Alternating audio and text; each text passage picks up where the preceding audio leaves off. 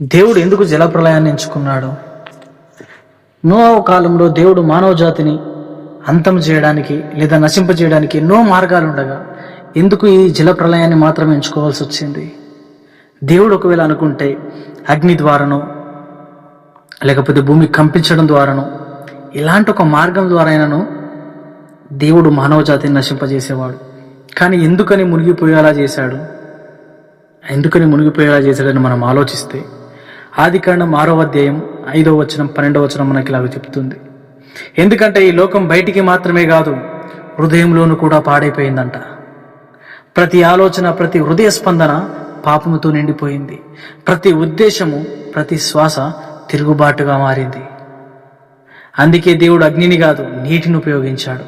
నీరు నాశనం చేయడానికే కాదు, శుద్ధి చేయడానికి కూడా ఉపయోగపడుతుంది. స్వస్థపరచలేని దాన్ని దేవుడు ముంచి మళ్ళీ ఆరంభించుటకు సిద్ధం చేశాడు.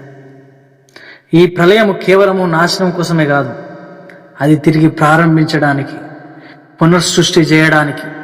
ఈ దేవుడు ఈ లోకాన్ని తుడిచివేయలేదు, కానీ మళ్ళీ ఆరంభించడానికి సిద్ధం చేశాడు.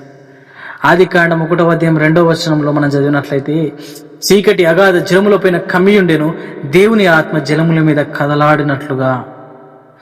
ప్రళయం లోకానికి వచ్చిన శుద్ధి తీర్పు మాత్రమే. అది సృష్టిని ముగించలేదు, మళ్ళీ మొదటికి తీసుకొచ్చింది. దేవుని వాక్యం మరలా పలుకుటకు సిద్ధంగా చేసింది. ఆదికాండం 6వ అధ్యాయం 9వ వచనంలో ఇక్కడ నోహావును మనం చూసినట్లయితే, నోహావు సంపూర్ణుడైనందుకు కాదు, దేవునితో నడిచిన వాడైనందుకు ఆయన దేవుని కృపను పొందుకునేవాడిగా ఉన్నాడు. అతడు చూసిన దానిపైన కాదు, దేవుడు పలికిన వాక్యం పైన నమ్మకం ఉంచాడు. అదే ఆదికాండము 7వ అధ్యాయం 16వ వచనంలో, అప్పటికి ఓడ తయారు చేయబడలేదు, ఆ ఓడ మనుషుల చేత నడపబడలేదు, దానికి దిశ లేదు, నియంత్రణ లేదు. ఎందుకంటే రక్షణ మనుషుని శక్తి చేత కాదు, దేవుని చేత జరుగుతుంది. 1వ పేతురు 3వ అధ్యాయం 20 నుంచి 21 వచనాలు మనం గమనిస్తే, ప్రళయము అది ముందస్తు సూచన మాత్రమేనంట.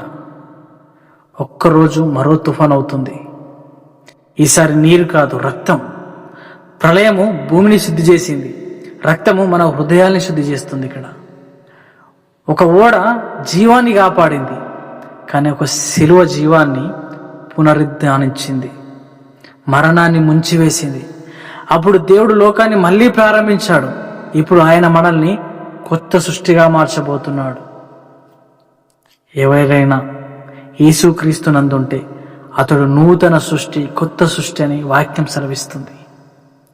ఈరోజు నువ్వు, నేను ఏ జీవాన్ని కోరుకుంటున్నావు?